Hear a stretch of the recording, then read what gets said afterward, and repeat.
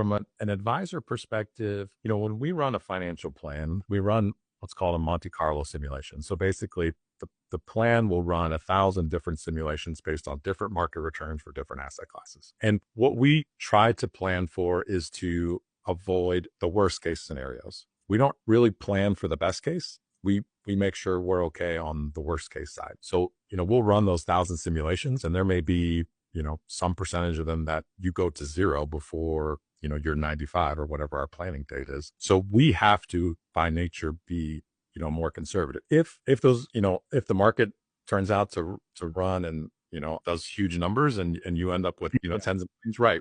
That's a whole different, that's a different planning initiative because we're now talking about estate taxes and, your goals may change because maybe you want to do more charitable things, whatever that might be. And that's perfectly fine. We can always shift gears. To your point about, everything changing all the time, I try to make the analogy like your financial plan. It's like we're standing on the deck of a ship in a storm, trying to throw a dart at a dartboard. There's so many different variables. Things are constantly changing. When we build your plan, 5 days later, if we rerun it again, it's going to look different because the asset values have changed. So what we try to do is we're trying to minimize as many of the variables as possible. Okay, which direction is the wind blowing? Okay, let's kind of account for that. Is the ship going up a wave or down a wave? Let's kind of